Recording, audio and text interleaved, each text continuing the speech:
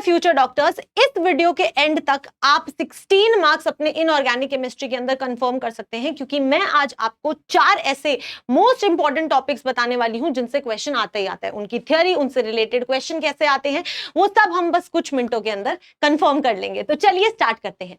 जो पहला टॉपिक है that is my dear students hybridisation and geometry. Hybridisation and geometry से रिलेटेड क्वेश्चन आता ही आता है। Next is your bond order, जो मॉलिक्यूलर ऑर्बिटल थ्योरी से रिलेटेड होगा। Next is magnetic behaviour of coordination compounds and ionisation energy. ठीक है, तो चलिए एक एक करके सभी टॉपिक्स के ऊपर किस तरह से क्वेश्चन पूछे जाते हैं और हमें कैसे उसको अप्रोच करना है उसकी डिस्कशन करते हैं।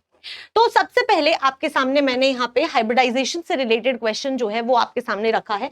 ये 2021 का क्वेश्चन है और इनफैक्ट हर साल कोई ना कोई क्वेश्चन जरूर आता है इस टॉपिक से। तो अगर आप यहाँ पर ध्यान से देखेंगे तो you have to match the list 1 and list 2। Basically आपको हाइब्रिडाइजेशन निकालनी है। तो हम एक का एग्जांपल देखते हैं, बाकी मैंने आपके लिए सॉल्व कर दिए हैं, you can go through them. First is PCl5। तो आपको हाइब्रिडाइजेशन निकालने के लिए करना क्या होता है, सबसे पहले यहाँ पे देखिए PCl5 के अंदर आपका सेंट्रल मेटल क्या है, फास्फोरस है। उसके वैलेंस इलेक्ट्रॉन्स कितने हैं, 5। उसके साथ कितने मोनोवेलेंट एटम्स अटैच्ड हैं, क्लोरीन 5 अटैच्ड है, यानी कि 5 + 5/2 10/2 दैट इज 5, यानी कि 5 ऑर्बिटल्स हाइब्रिडाइज्ड है।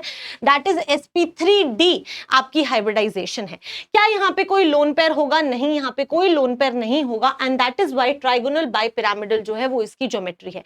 तो हाइब्रिडाइजेशन क्या है, उसकी ज्योमेट्री क्या है, लोन पेयर हो तो क्या शेप का नाम होगा, वो सारी चीजें जो है वो आपको क्लियर होनी चाहिए। And your 4 marks are confirmed. तो आप अगर इस क्वेश्चन को सॉल्व करना चाहते हैं तो पूरा सॉल्व आपके लिए किया गया है। Let's move forward to the next topic.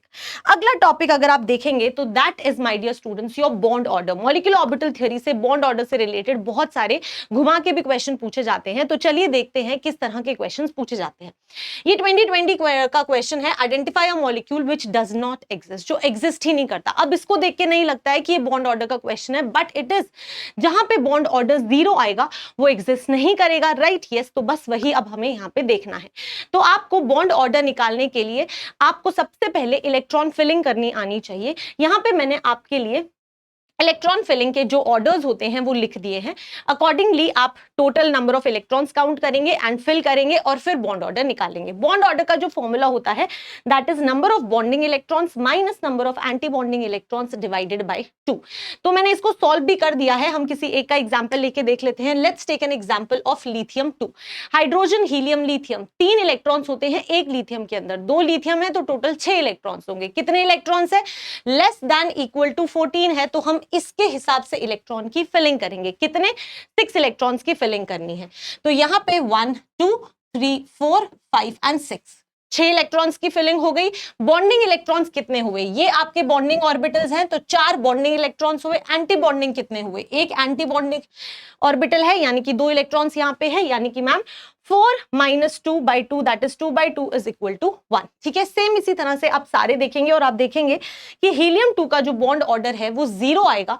That means वो एग्जिस्ट नहीं करता है। बस इतना इजी था। ठीक है, यहां पे भी 4 नंबर कंफर्म हो गए हैं। चलिए अब आगे बढ़ते हैं। नेक्स्ट टॉपिक है आपके सामने, this is related to my dear students your yes magnetic behaviour से रिलेटेड ये क्वेश्चन है। चलिए देखते हैं इस टाइप के क्वेश्चंस को कैसे अप्रोच करना है। क्वेश्चन आपके सामने है, इस तरीके से आपको कोऑर्डिनेशन कंपाउंड्स आपको दे दिया जाएगा और आपको यहाँ पे उनका मैग्नेटिक मोमेंट दिया हुआ है। यू हैव टू कैलकुलेट कितने नंबर ऑफ अनपेयर्ड इलेक्ट्रॉन्स है, उसके हिसाब से फॉर्मूला होता है and you have to find your answer. यहाँ पे एक ट्रिक भी बताने वाली हूँ, मैथ्स की भी जरूरत नहीं पड़ेगी। तो यहाँ पे let's say we have FeCN6 whole 6। ठीक है, तो इसकी बात करते हैं। एक मैं कराऊंगी, बाकी के सारे आपके लिए सॉल्व कर दिए गए। अगर आप यहां पर ध्यान से देखेंगे तो इसका oxidation number let's say X है। ठीक है, लेट्स से आयरन का ऑक्सीडेशन नंबर X है। तो X एक CN के ऊपर -1 चार्ज होता है और 6 है, यानी कि X - 6। ओवरऑल जो चार्ज होता है बेटा वो इस तरीके से लिखा जाता है। तो X की वैल्यू जो है वो आपकी +3 आ गई है, यानी कि Fe+3 स्टेट के अंदर है। सिमिलरली मैंने सभी सेंट्रल मेटल जो आपके मेटल्स हैं उनका ऑक्सीडेशन स्टेट निकाला है। Fe+3 की जो आपकी इलेक्ट्रॉनिक कॉन्फ़िगरेशन होगी वो इस तरीके से होगी। आप इलेक्ट्रॉन फिलिंग करेंगे तो आपको ध्यान रखना है कि कोऑर्डिनेशन कंपाउंड के अंदर जो लाइगेंड यूज हुआ है वो स्ट्रॉन्ग है कि वीक फील्ड लाइगेंड है। अगर स्ट्रॉन्ग फील्ड लाइगेंड है तो पेयरिंग होगी। यहाँ पे अगर आप देखेंगे तो CN जो है वो बेटा एक स्ट्रॉन्ग फील्ड लाइगेंड होता है, तो पेयरिंग होगी। कितने ऑर्बिटल्स खाली हैं? 2 हैं, यानी कि मैम D2sp3 हाइब्रिडाइजेशन होगी। अब अगर आप यहाँ पे नंबर ऑफ अनपेयर्ड इलेक्ट्रॉन्स देखेंगे तो 1 है, ठीक है। आपको ना पूरा का पूरा कैलकुलेट करने की जरूरत ही नहीं है, फॉर्मूला हो तो होता है √n × n+2, राइट, यस। लेकिन आपको इसको सॉल्व करने की भी जरूरत नहीं है। क्यों जरूरत नहीं है मैम? क्योंकि बेटा आप यहाँ पे देखेंगे D2sp3 है, आप सिर्फ ये देखो एक अनपेयर्ड इलेक्ट्रॉन है तो 1 पॉइंट समथिंग बोहर मैग्नेटोन जो होगा वो आपका क्या हो जाएगा? मैग्नेटिक मोमेंट हो जाएगा, ठीक है। सिमिलरली आगे के सारे जो हैं वो आप अपना फाइंड आउट कर लेंगे। आई होप आपको यहां तक क्लियर है। यानी कि अगर यहां पर देखो तो 1 2 3 4 5 अनपेयर्ड इलेक्ट्रॉन्स है तो आपको फॉर्मूला नहीं यूज करना है, आपको बस ये देखना है 5 है तो 5 पॉइंट समथिंग बोहर मैग्नेटोन जो होगा वो आपका मैग्नेटिक मोमेंट होगा, एंड अकॉर्डिंगली आप अपना यहाँ पे आंसर निकाल सकते हैं, ठीक है। आई होप यहां तक क्लियर है। तो ये सारा सॉल्व कर दिया गया है, आंसर आप मुझे बताने वाले हैं। ये चारों क्वेश्चन के सॉल्व मैंने कर दिए हैं, बट करेक्ट आंसर क्या है वो आप मुझे ऑप्शन में बताया, कमेंट्स में बताएंगे, ठीक है। चलिए आगे बढ़ते हैं। Let's move forward to the last topic which is ionisation energy. Ionisation energy के क्वेश्चंस तो बहुत ही आसान होते हैं, आपको सिर्फ इलेक्ट्रॉनिक कॉन्फ़िगरेशन का आइडिया होना चाहिए, राइट, यस। आयनाइजेशन एनर्जी होता क्या है?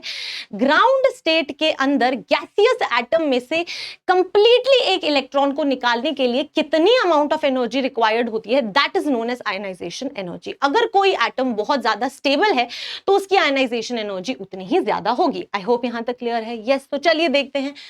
For the second period elements the correct increasing order of ionisation enthalpy आपको यहाँ पे बताना है। तो सेकंड पीरियड के सारे एलिमेंट्स हैं, यहाँ पे मैंने आपको सेकंड पीरियड के एलिमेंट्स की इलेक्ट्रॉनिक कॉन्फ़िगरेशन जो है वो लिखकर दे दी है। आप सभी को पता है दैट हाफ फिल्ड ऑर्बिटल्स और फुली फिल्ड ऑर्बिटल्स जो होते हैं वो बहुत ज्यादा एक्स्ट्रा स्टेबिलिटी होती है उनके अंदर, तो जो ज्यादा स्टेबल होंगे उनसे इलेक्ट्रॉन निकालना उतना ही मुश्किल होगा, उतनी ही ज्यादा उनकी आयनाइजेशन एंथैल्पी होगी, राइट। तो अगर हम यहां पर ध्यान से देखें तो जब आप एक पीरियड में लेफ्ट टू राइट मूव करते हैं तो आपका Z इफेक्टिव जो है वो बढ़ता है। अगर इफेक्टिव न्यूक्लियर चार्ज बढ़ रहा है तो इसका मतलब है आयनाइजेशन एनर्जी भी बढ़नी चाहिए, राइट।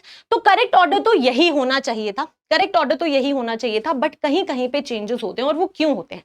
नियॉन की सबसे ज्यादा होगी, ठीक है, फ्लोरीन उसके बाद में होगा। अगर आप नाइट्रोजन और ऑक्सीजन की बात करेंगे तो नाइट्रोजन के पास में हाफ फिल्ड ऑर्बिटल्स होते हैं, 3 degenerate p orbitals half filled होते हैं, जिसकी वजह से एक्स्ट्रा स्टेबिलिटी होती है, and that is the reason nitrogen का आयनाइजेशन एनर्जी ऑक्सीजन से ज्यादा होता है, ठीक है।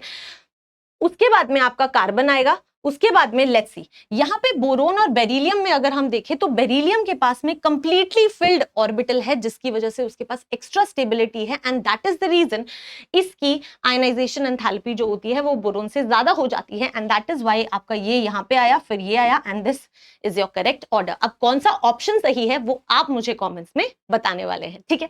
So this was all about the 4 most important topics of inorganic chemistry. I hope ये वीडियो ने आपको हेल्प किया होगा।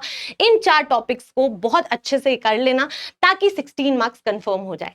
ऐसी ही वीडियोस और चाहिए तो do let me know. Till then keep studying, keep smiling, all the very best.